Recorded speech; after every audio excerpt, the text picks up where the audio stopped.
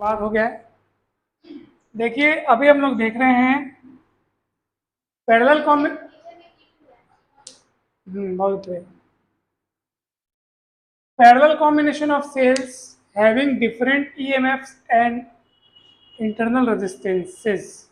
यहाँ पे आपको दो सेल दिखाई दे रहे हैं, दोनों पैरेलल ऑर्डर में जुड़े हुए हैं और दोनों के ईएमएफ अलग अलग हैं। इसका ईएमएफ है E1 और ये वाले सेल का ईएमएफ है E2 और उसका ऊपर वाले सेल का इंटरनल रेजिस्टेंस है R1, नीचे वाले सेल का इंटरनल रेजिस्टेंस है R2 और जो करंट है, अब करंट यहाँ पर आप देख पा रहे हैं कि यहाँ से जो करंट निकल रही है I1 और यहाँ से जो करंट निकल रही है वो कितनी है I2 और ये आकर के फिर दोनों मिल करके I हो जा रही है।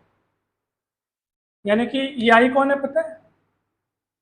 ये I1 और I2 का सम है। क्यों? आप देखो ना, यहाँ से करंट कितनी आ रही है और यहाँ से कौन आ रही है और ये दोनों मिल करके फिर टोटल होके आगे बढ़ रही है। मतलब ये I कौन है पता है? ये इन दोनों का टोटल है, सम है। तो मैं इसको इक्वेशन नंबर 1 नाम दे देता हूँ। इक्वेशन नंबर 1 नाम दे देता हूँ। आप अगर इधर से अब देखो ना, अब बोलोगे सर इसके बारे में आपका क्या कहना है?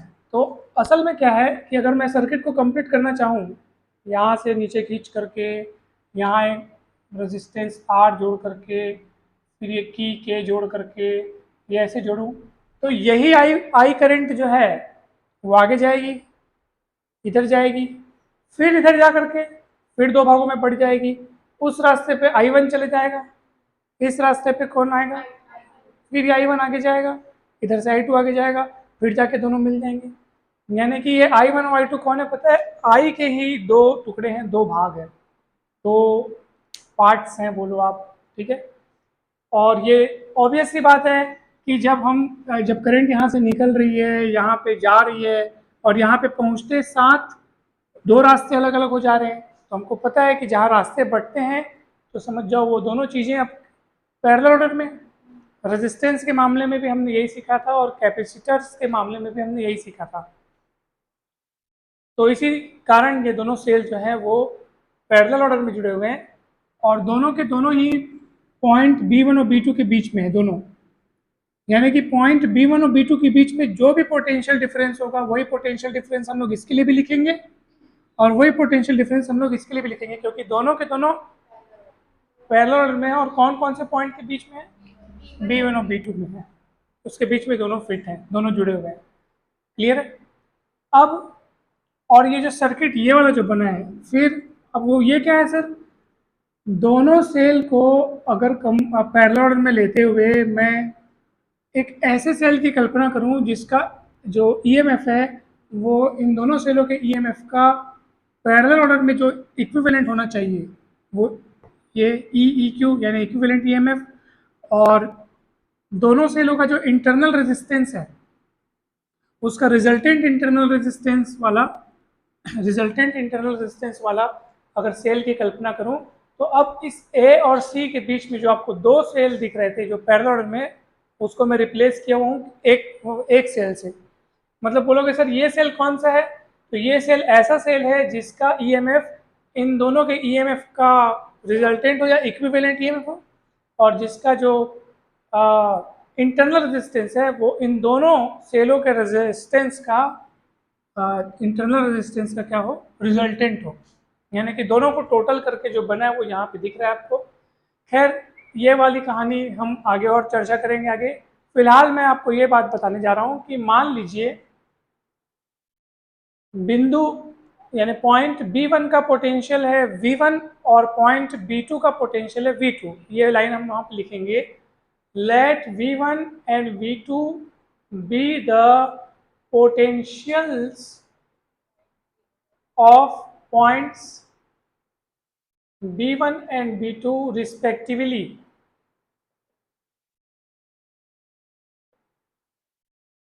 ठीक है, तो उस हिसाब से अगर मैं पहले वाले सेल के लिए लिखूं, ठीक है, पहले वाले सेल के लिए लिखूं तो क्या होगा बताओ? तो पहले वाले सेल के जो दोनों किनारे हैं, इन दोनों किनारों के बीच जुड़ा है पहले वाला सेल, तो दोनों किनारों में पोटेंशियल डिफरेंस कितना होगा? तो फॉर फर्स्ट सेल तो जो पोटेंशियल डिफरेंस है, तो भैया ऑब्वियस सी बात है, इसका पोटेंशियल ज़्यादा होगा, इसका पोटेंशियल कम होगा, क्योंकि ये प्लस से जुड़ा है, ये माइनस से जुड़ा है। तो पोटेंशियल डिफरेंस निकालने के लिए आपको V1 माइनस V2 करना पड़ेगा। V1 क्या है? पॉइंट B1 का पोटेंशियल। V2 क्या है? और इस पोटेंशियल डिफरेंस को आप नाम दे दो V। पोटेंशियल डिफरेंस को क्या नाम दे दिए? और आपको पता है ये पोटेंशियल डिफरेंस किसके बराबर होता है? ये होता है E माइनस आई आर। कल भी यूज किए थे हम लोग, बार बार यूज कर रहे हैं। E माइनस आर तो चलो ठीक है सर, आपने लिख दिया, मगर आप किसके लिए ये इस्तेमाल कर रहे हैं? इसको फर्स्ट सेल के लिए लिखना पड़ेगा। अब I को भी I1 लिखोगे आप। I को I1 क्यों लिख रहे हैं? क्योंकि करंट भी बट गई है। अब कल जब हम लोग सीरीज ऑर्डर पढ़ रहे थे, परसों जब पढ़ रहे थे सीरीज ऑर्डर, तो दोनों सेल लाइन से जुड़े हुए थे, करंट सेम थी। करंट सेम इसलिए थी क्योंकि करंट के पास बटने के लिए रास्ते रहेंगे तो करंट बटेगी ना। तो पैरेलल ऑर्डर में रास्ते अलग अलग हो जाते हैं तो करंट बट जाती है, इसलिए उधर I1 गए तो I1 समझ में आएंगे। आ गया।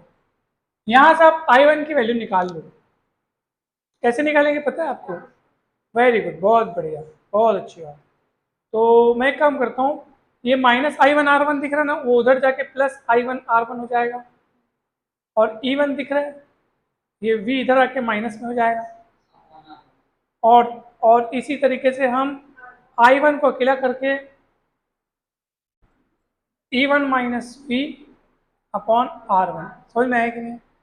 इसी प्रकार आप मुझे बता दीजिए, ऐसी काम, सेम यही काम मैं सेकंड सेल के लिए अगर करूं, फॉर सेकंड सेल मतलब जो नीचे जुड़ा है, जिसका EMF E2 है और जिसका इंटरनल रेजिस्टेंस R2 है, अगर उसके लिए यही काम करूं, अच्छा वो सेल भी तो B1 और B2 के बीच में जुड़ा है ना, तो उसके सिरों पर उसके जो किनारों पर पोटेंशियल है तो वो इतना ही होगा। घबराने की कोई बात नहीं है, क्योंकि वो भी B1 और B2 के बीच में ही जुड़ा है, नीचे वाला सेल कुमकुम दिख रहा है ना। अब और उसके लिए भी फॉर्मूला यही होगा, मगर हाँ मगर क्या क्या चेंज होगा? E के जगह E2 लिखोगे, I के जगह I2 लिखोगे, R के जगह R2 लिखोगे। सेम चल रहा है। हाँ बेटू, अरे सॉरी, हाँ सेम है। अब फिर से वही कहानी हो जाएगी, I2 R2 इधर जाएगा, E2 माइनस V हो जाएगा। R2 बराबर कितना आएगा बेटू? I2 बराबर कितना आएगा? E2 minus V upon R2। अब E1 और E2 की वैल्यू को इक्वेशन नंबर 1 में रखेंगे। देखो ये डेरिवेशन याद करना बहुत आसान है, मैं ऐसे ही याद करके आया हूँ। मतलब पहले हमको करंट के लिए फॉर्मूला लिखना है, total current is equals to I1 plus I2। अब आपको ये सोचना है कि मैं किसी तरीके से I1 और I2 की वैल्यू निकाल लूँ। तो I1 की वैल्यू फर्स्ट सेल के लिए आप पोटेंशियल डिफरेंस का फॉर्मूला लगा के निकाल सकते हैं, और I2 की वैल्यू आप सेकंड सेल के लिए पोटेंशियल डिफरेंस का फॉर्मूला लगा के निकाल दिए। I1 I2 दोनों निकल गया। अब दोनों की वैल्यू को जाके इक्वेशन 1 में पुट कर दो। Put the value of I1 and I2 in equation 1। तो बताइए क्या होगा, बताइए। I इज इक्वल्स टू कितना होगा? E1 minus V upon R1 plus E2 minus V upon R2। यहाँ पे ना अब आप एक काम करेंगे, ध्यान से सुनेंगे। E1 minus V upon R1 लिखा है, अलग अलग बटे करो, यानी E1 के बटे में भी R1 माइनस V के बटे में R1, वैसे इधर इधर अलग अलग बटे। चलो तो करो तो E1 बटे R1 फिर माइनस V बटे R1 आएगा, उसको दिमाग में भी बसाए रखो। इसको लिख लो पहले, E2 बटे R2 लिख लो, इसको लिख लिया। अब बताओ इधर क्या बचा है? माइनस V बटे R1 बचा है, और उधर क्या बचा है? माइनस V बटे R। उसमें से आप माइनस माइनस कॉमन निकाल लो, V भी कॉमन निकाल लो, 1 अपॉन R1 बचेगा, 1 अपॉन R2 बचेगा। समझ में आया कि नहीं? अगर ये लाइन समझ गए तो समझ जाओ तुम लोग, अच्छा खासा कैलकुलेशन तुम लोग को आ जाता है, मतलब है ना। समझ में आया नहीं? E1 बाई R1 पहले वाले के बटे में पहले वाला लिखे, इसका दूसरा टुकड़ा बचा हुआ है। फिर E2 बाई R2 उसको लिख लिए। फिर यहाँ क्या बचा था? माइनस V अपॉन R1 बचा है, और वहाँ माइनस V बाई R2 बचा है। V में 1 2 नहीं लगा है ना, थोड़ा ध्यान रखना।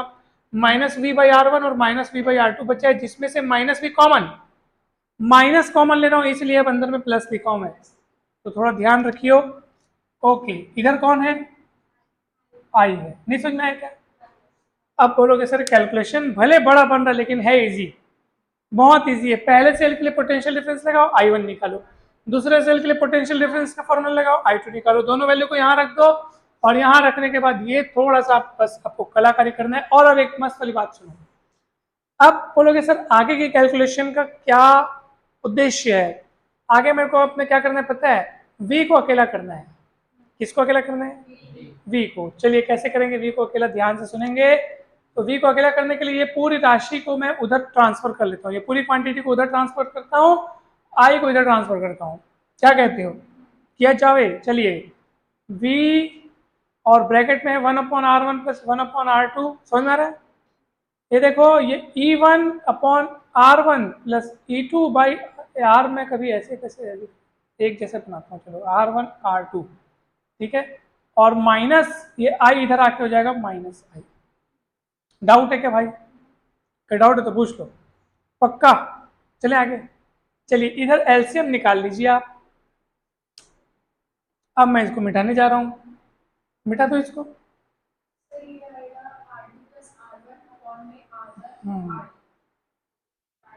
Very good, very good, very good, हाँ सही हो रही हो। सुनो ना, मैं एक काम करता हूँ ना, मैं लिखूँ किधर वो सोच रहा हूँ, इधर लिखूँ क्या नीचे में? चलिए नीचे में लिखता हूँ, हाँ हाँ हाँ दिख रहा है, दिख रहा है, बस इसको मैं थोड़ा सा ना, ओके। अब सुनेंगे सब ध्यान से, आप इधर एलसीएम निकालोगे तो क्या आएगा? अरे मैं इधर ही नीचे बढ़ सकता हूँ ना, कहाँ लगा है देखो, R1 R2, फिर ये उधर जाएगा, ये इधर जाएगा, R2 प्लस R1, जिसको आप R1 प्लस R2 भी लिख सकते हो, आगे पीछे लिख सकते हो, कोई दिक्कत की बात नहीं है। इसको उधर, इसको इधर भेज दो, क्या हो जाएगा, E1 R2 E2 R1 minus I। Doubt है क्या? अब सुनो मेरी बात आगे, V को अकेला करने के लिए मुझे क्या करना पड़ेगा?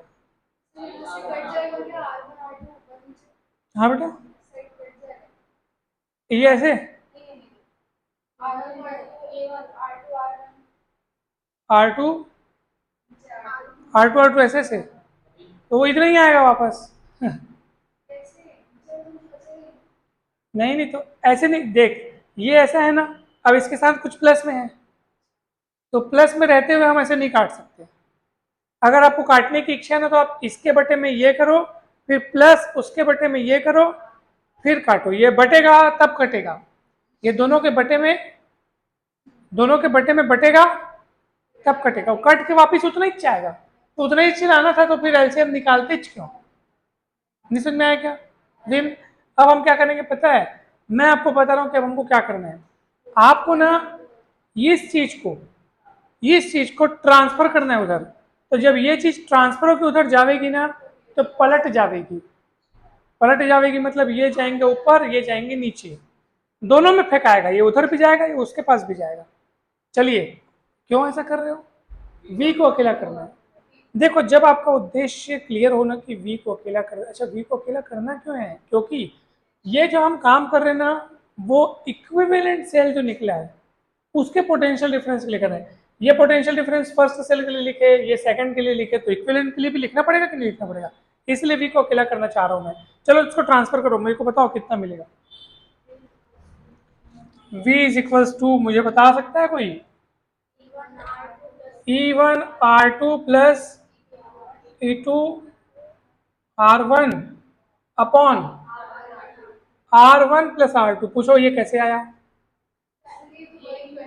क्यों बताऊं? देखो, नहीं देखो मैं बता रहा हूं, देखो देखो, इसको आप क्या कर रहे हो, ट्रांसफर, तो ट्रांसफर करके इधर लाएगा, पलट जाएगा, पलट जाएगा तो R1 R2 जो देखो अभी नीचे दिख रहा है वो इधर आके ऊपर आएगा, इसके साथ निपट जाएगा, कट जाएगा, और ये जो ऊपर दिख रहा है वो नीचे आ जाएगा, और नीचे आया वो दिख रहा है, देख लो, नहीं समझ में आएगा, और वो इधर भी जाएगा, तो इधर कोई नहीं है कटने लायक, इसलिए बेचारा चुपचाप इसके साथ लिखाएगा, आई के साथ लिखाएगा। आई R1 R2 जाएगा, R1 R2 नीचे आएगा। समझ में आया कि नहीं बताओ? दोनों साइड इसलिए ऐसे लिखाएगा, देखो ध्यान से समझो, ये देखो इधर जैसे मान लो लिखा है इधर x माइनस वाई, ठीक है, क्या लिखा है, और यहाँ लिखा है v और a बटे b लिखा है। एक बात की बात, a बटे b को भेजो उधर तो b बटे a होगा, और ये x माइनस वाई कोष्टक में रहेगा। अब b बटे अंदर गुणा नहीं होगा। जब कोई चीज ट्रांसफर होती है ना, तो ट्रांसफर अब अपॉन वाली चीज है, a बटे b, उधर जाके भले b बटे हुआ है, बटे वाली चीज पलट के गुणे में हुई है, लेकिन जैसे ही ट्रांसफर होती है तो उधर की सारी चीजों के साथ वो इनटू में चले जाती है। इसलिए पहले वो x माइनस वाई था, क्या था, लेकिन जैसे ही मैंने a बटे b को उधर ट्रांसपोज किया तो ब्रैकेट आ गया, ब्रैकेट ब्रैकेट ब्रैकेट, और वो ब्रैकेट लग गया। क्यों? क्योंकि जो चीज ट्रांसफर होके आ रही है ना, उस पर किसी एक का अधिकार नहीं है, दोनों का अधिकार है, वो दोनों के साथ गुणा होगी, तो दोनों के साथ गुणा होगा। नहीं समझ में आया क्या? हाँ ऐसा। अब सुनो मेरी बात तुम लोग ध्यान से, क्योंकि मैं आपको अब इसको कंपेयर करो, इसको गौर से देखो और कंपेयर करो। किससे कंपेयर करना है सर? आप देखो ये फॉर्मूला जो मैं लिखा था वो फर्स्ट सेल के लिए लिखा था, V is equal to E1 minus I1R1। ये फॉर्मूला जो था वो सेकंड सेल के लिए था। आप गौर से देखो कि ये जो आया है ना वो इसी के जैसा दिख रहा है। देख तो जरा, V is equal to E minus IR, इसी के जैसा दिख रहा है। ये 1 1 1 दिख रहा है, 2 2 2 2 दिख रहा है, और यहाँ पे 1 2 1 2 का मिक्सअप दिख रहा है, लेकिन जो रूप स्वरूप है, फॉर्मेट है, फॉर्म जो है वो वैच है। तो बोलोगे वैच है मतलब ये किसके लिए है? ये किसके लिए बताऊं? जो दोनों सेलों को मिला करके जो इक्विवेलेंट सेल बना है ना, इक्विवेलेंट सेल डायरेक्ट किसके किसके बीच, ए और सी के बीच, उस सेल, अगर उस सेल का ये, हाँ मतलब कि ईएमएफ, रिजल्टेंट ईएमएफ, जिसको अपन इक्विवेलेंट ईएमएफ बोल रहे हैं, वो ये है। ठीक है, क्यों ये क्यों है सर? क्योंकि इसकी तुलना आप इससे करके देखो, जैसे फर्स्ट सेल का ईएमएफ कौन था, E1 था, सेकंड सेल का ईएमएफ कौन है, E2। उस उन्हीं लोग के जगह में तो ये चीज दिख रही है। मतलब ये रिजल्टेंट जो सेल जो दोनों मिलाकर एक बना है उसका ईएमएफ है ये। अच्छा, जो ये R1 कौन था बताओ? फर्स्ट सेल का इंटरनल रेजिस्टेंस। ये R2 कौन था? तो उसके जगह पे यहाँ कौन दिख रहा है? आई के साथ कितना सारा दिख रहा है, तो ये कौन है? ये दोनों सेलों को मिला करके जो रिजल्टेंट सेल बना है उसका इंटरनल रेजिस्टेंस है। हर चीज को आप उससे तुलना कर लो, फिर वैसा ही उसका नाम रख दो। समझ में आ रहा है? तो मेरे को बताओ, यहाँ पर अगर मैं दोनों सेल को मिला करके जो रिजल्टेंट जो सेल बना है, पैरेलल ऑर्डर का जो रिजल्टेंट बना है, उसके लिए अगर फॉर्मूला लिखना चाहूँ तो मैं ऐसे लिखूंगा, V is equal to E equivalent minus I R equivalent. और आप इसको इक्वेशन नंबर अभी तक कुछ दिए क्या? एक दिए थे, इसको 2 दे दो, इसको 3 दे दो, और 2 और 3 को अच्छे से तुलना करो आप। हाँ कंपेयर करो, कंपेयरिंग इक्वेशन 2 एंड 3। अब देखो आप किसकी जगह क्या क्या मिल रहा है। अच्छा ये फॉर्मूला आप देखो, ये फॉर्मूला देखो, ये ई क्यू मतलब इक्विवेलेंट, इक्विवेलेंट मतलब कि तुल्य, तुल्य विद्युत वाहक बल, और ये तुल्य प्रतिरोध, तुल्य आंतरिक प्रतिरोध, यानी equivalent EMF and equivalent internal resistance. अब आप तुलना करो इसको और इससे, किसके जगह क्या क्या दिख रहा है बता दो। V इज इक्वल टू फलाना, V is equal to E equivalent, मतलब ये ई इक्विवेलेंट की जगह ये दिख रहा है ना? तो ई इक्विवेलेंट की जगह कौन दिख रहा है बताओ भला आपको? E1 R1, अच्छा है ऐसा है क्या? E1 R2, E2 R1 upon R1 plus R2, और R इक्विवेलेंट की जगह कौन दिख रहा है आपको बताओ? ठीक है, और ये होता भी क्यों ना, इतना ही तो होना था ना। आप देख लो, दोनों रेजिस्टेंस, दोनों इंटरनल रेजिस्टेंस कौन सा ऑर्डर में? पैरेलल ऑर्डर में। पैरेलल ऑर्डर का इक्विवेलेंट कैसे निकालते हैं? मान लो पैरेलल ऑर्डर का इक्विवेलेंट आर इक्विवेलेंट, तो 1/R1 प्लस R2 करते कि नहीं करते बताओ? 1/R1 प्लस 1/R2 करते हैं। आप एलसीएम निकालिए R1 R2, इसको उधर भेजो उसको उधर भेजो, और ये 1/R इक्विवेलेंट दोनों पक्षों को पलटो, तो R इक्विवेलेंट बराबर कितना मिलेगा? R1 R2 upon R1 plus R2 मिलेगा कि मिलेगा? वही है, देख लो। अगर हम लोग इंटरनल रेजिस्टेंस का पैरेलल ऑर्डर वाला जो फॉर्मूला लगाते थे, अगर उससे भी हम लोग लगाएं तो वही नतीजा मिल रहा है जो हम लोग को यहाँ से मिल चुका है पहले से। ठीक है, तो अब देखेंगे आगे। इसको लिए कोई क्वेश्चन फोर, इसको 4 5 लिख देता हूँ। चलो बोल रहे तो 4 और इसको 5 लिख देता हूँ। सही बोल रहे बताऊँ क्यों? क्योंकि अभी डिवाइड करने का काम आएगा। बहुत बढ़िया, बहुत बढ़िया, वेरी गुड।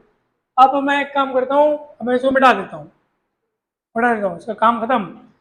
सो चलिए अब देखते हैं आगे।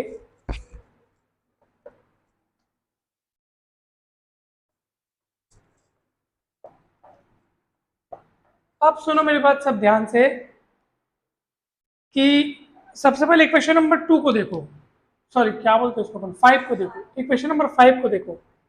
बाय इक्वेशन 5, बाय इक्वेशन 5, ऐसा क्या? हाँ बहुत अच्छा।